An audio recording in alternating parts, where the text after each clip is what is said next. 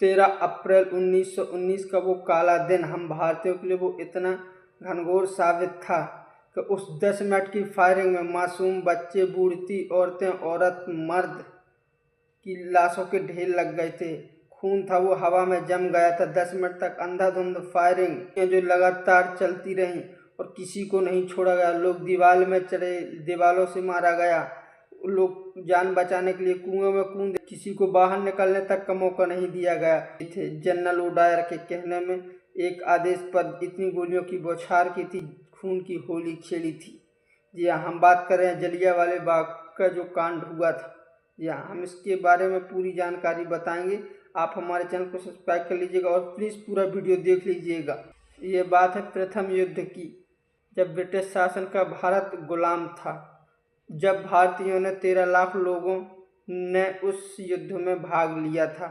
यहाँ के सैनिक ब्रिटिश झंडे के नीचे हम लोगों ने युद्ध लड़ा था और अंग्रेजी हुकूमत का साथ दिया था और अपना खून पसीना एक किया और अंग्रेजी हुकूमत को मजबूत किया था हमने।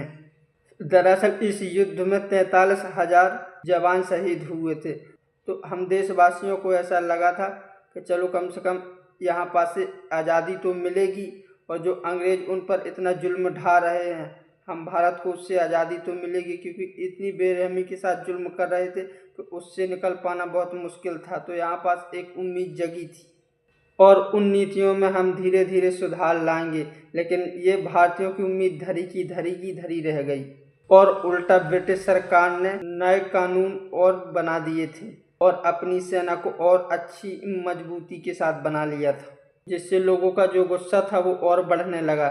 लेकिन इसी आग में घी का काम किया था उस वक्त के रिलिक्ट एक्ट ने।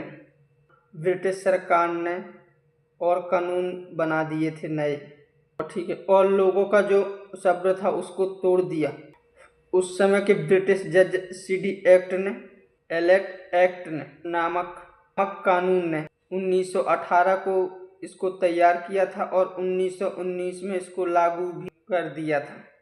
इस कानून के तहत अगर ब्रिटिश के खिलाफ अगर कोई भी आंदोलन करता है तो उसको देशद्रोही माना जाएगा। इस एक्ट के तहत लोगों को बिना केस के गिरफ्तार करने का हुक्म मिल गया था, या फिर यूं कहें तो 2 साल तक का जेल के अंदर रखने का हुक्म मिल गया था और उनको ताकत मिल चुकी थी ब्रिटिश सरकार को। इस कानून ने पूरे देश में विरोध की चिंगारी को सुलगा दिया था। खास तौर पर पश्चिम बंगाल और पंजाब के लोग इसका विरोध करने के लिए सड़कों पर आ गए थे। हालांकि पंजाब में इस कानून का बहुत ज़्यादा विरोध हुआ था। उस समय के बड़े नेता डॉक्टर सैफुद्दीन और साथ में डॉक्टर सत्यपाल सिंह ने इसका बहुत ज़्यादा विरोध किया था। लेकिन जो जनता थी वो और इससे ज़्यादा भड़क गई थी और सड़क पर उतर आई थी कि अपने नेता की रिहाई की मांग करने लगी थी और पंजाब में हालत बेकाबू हो गई थी। फिर सभी ब्रिटिश सरकार ने मार्शल लॉ लागू किया था और फिर आया वो काला दिन 13 अप्रैल 1919, जलियांवाले बाग, अमृतसर, जहाँ पर सभी लोग शांतिपूर्ण एक बैठक के लिए वहाँ पास गए हुए थे। और उसी बाग के पास में एक मंदिर था जहाँ पे सभी लोग अपने परिवार को लेकर पूजा करते थे। जब उनको पता चला कि यहाँ पास एक शांतिपूर्ण बैठक होने वाली है तो सभी लोग मंदिर को छोड़कर वहाँ पास चले गए बैठने के लिए और देखने के लिए कि आखिर वहाँ पे होने क्या वाला है। और वहाँ पास 15 से 20 हज़ार लोग जाकर जमा हो गए थे और तो और नेताओं के भाषण चल रहे थे। शांत माहौल था, यानी सब कुछ शांत था, यानी किसी को ये खबर नहीं थी कि अगले पल क्या होने वाला है। और उसी समय ओडायर जो पंजाब का लेफ्टिनेंट गवर्नर था उसको 12:40 में ये बात पता चली कि जलियांवाले बाग में एक बैठक होने वाली है, या फिर किसी ने उसको सूचना दी। तो उसी समय ओडायर ने गोरख रेजिमेंट को भेजा जिसका सेनापति था आडायर वहाँ पास से 4 बजे निकलता है। शाम को 4 बजे 90 सैनिकों के साथ में राइफल लेकर वहाँ से निकलता है और वहाँ पास जाकर पहुँचता है। जलियांवाले बाग का जो एक रास्ता था उसको आडायर ने घेर लिया था अपने सैनिकों के साथ में और रास्ता बंद कर दिया था। फिर इसके बाद जो वहाँ पास सब कुछ हुआ उसको सुनकर, उसको देखकर हमारी रूह कांप जाती है। और आज भी ब्रिटिश साम्राज्य को लेकर इतना गुस्सा आता है, कर देता है, खून को गर्म कर देता है और एक सवाल पूछता है कि इंसान के प्रति इतना भेदभाव क्यों? दरअसल बिना किसी वजह के, बिना किसी चेतावनी के जनरल ओडायर ने गोली चलाने का आदेश दे दिया। फिर सैनिकों ने कुछ भी नहीं सोचा और सैनिकों ने उतनी भीड़ में अंधाधुंध फायरिंग शुरू कर दी थी और इतनी बेरहमी के साथ मारा गया था गोलियों के साथ में। अपनी अपनी जान बचाने के लिए लोग बेतहाशा होकर, कोई इस तरफ को जा रहा, कोई कहीं जा रहा, लेकिन किसी को नहीं छोड़ा जा रहा था। और वहीं पास बीच में एक छोटा सा कुआं भी था, गहरा था। वहाँ पास लोग अपने आप को बचाने के लिए, छिपने के लिए वहाँ पास भी कूदे, लेकिन जो अंग्रेज थे उनको ऊपर आने तक का मौका दिया नहीं गया था। कुएं के ऊपर से ही उन्होंने गोलियां चलाई और हजारों की तादाद में उस कुएं के अंदर से लाशें मिली और अंग्रेजों ने कोई भी कसर नहीं छोड़ी, इतनी गोलियां बरसाई थी। वो जब भी हम किस्सा सुनते हैं तो रूह कांप जाती है, ऐसा लगता है कि कोई मिल जाए। तो वहाँ पास करीब 10 मिनट तक फायरिंग हुई, करीब 1650 राउंड फायरिंग हुई, लेकिन फायरिंग फिर भी रुकी ही नहीं। ऐसा जनरल ओडायर का आदेश था। जी हाँ, ओडायर ने कहा था कि हमको ऊपर से आदेश नहीं मिला, इसीलिए जितने भी हिंदुस्तानियाँ हैं हम अपने बंदूक की गोली इन्हीं के ऊपर ही ख़त्म करेंगे। और सभी गोलियां ख़त्म कर दी, इतनी सारी गोलियां चलाकर। लेकिन जब अगले ही दिन उस कुएं से लाशों को बाहर निकाला गया तो पूरा जो बाग था वो पूरा लाल हो गया था खून से। जी हाँ, इतनी लाशें बिछी हुई थी वहाँ पास। और जब वहाँ पास की रिपोर्ट निकल कर आई तो मरने वाली की संख्या कितनी थी? 371, जो कि ये सरासर झूठ था। कुछ लोगों का, वहाँ के लोगों का मानना था कि यहाँ पास हज़ारों से भी ज़्यादा लोगों की जान गई। जी हाँ, 1600 फायरिंग कुछ होती है, क्योंकि वो अंग्रेजी हुकूमत के खिलाफ वहाँ पास इकट्ठा हुए थे और उन लोगों को उस घाट में मौत की नींद सुला दिया गया।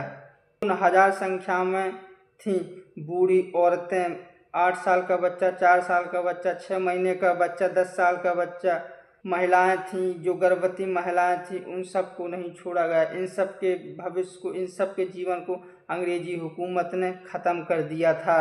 अगर आप भी कभी जलियांवाला बाग गए हैं तो आप वहाँ पास जाकर देखिएगा, आज भी गोलियों के निशान दीवार में बने हैं, आज भी वो कुआं है वहाँ पास। और इतना सब कांड होने के बाद भी ब्रिटिश सरकार ने आज तक माफ़ी नहीं मांगी है। खैर, जब इतना बड़ा सब कुछ कांड हो गया था तो सारी दुनिया ब्रिटिश के ऊपर थू थू कर रही थी।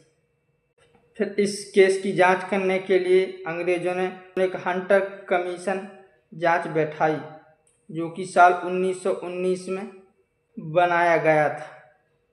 और जब जनरल ओडायर से पूछा गया कि आपने इतना सब गोली कांड क्यों किया, तो उसने कहा कि जब मैं वहाँ पास पहुँचा तो वहाँ के जो भारतीय लोगों हैं उन लोगों ने मुझ पर हमला अचानक से कर दिया था, इसलिए मुझे गोली चलाना पड़ा था। और जो कि ये बात सरासर झूठ थी और ये झूठ ओडायर का पकड़ा भी गया था।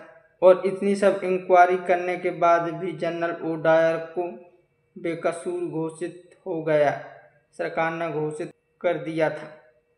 लेकिन हम भारतीयों के अंदर आज भी वो आग जल रही थी और फिर इसी का बदला लिया था। 21 साल बाद लिया था भारत के एक युवा ने, जिसने 21 साल तक इंतज़ार किया, किसी प्रकार से बंदूक हासिल किया, किसी प्रकार से वो जाकर लंदन पहुँचे। और जब कहते हैं कि जब वो वहाँ पास पहुँचे तो लंदन में ओडायर एक हॉल में पार्टी में था। जी हाँ, वो किसी प्रकार से पार्टी के अंदर जाते हैं और ओडायर वहाँ पास कह रहा था कि जो जलियांवाला बाग का जो कांड हुआ, मुझे उसका कोई अफसोस नहीं, अगर मुझे दोबारा मौका मिले तो फिर से मैं दोबारा वही कांड फिर से दोबारा ही करूँगा मैं। फिर वहीं पास से वो युवा कहता है ओडायर, और ओडायर के सीने में गोलियां उतार दी।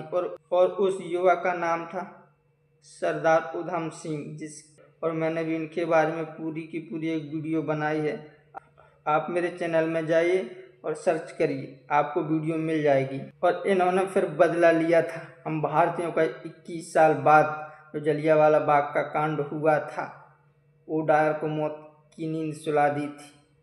कहते हैं सरदार उधम सिंह जब 4 साल के थे, वो वहीं पास खड़े होकर तमाशा देख रहे थे, छोटे बच्चे थे। और जब जनरल ओ डायर को गोली मारी थी तो डेट थी 13 मार्च 1940।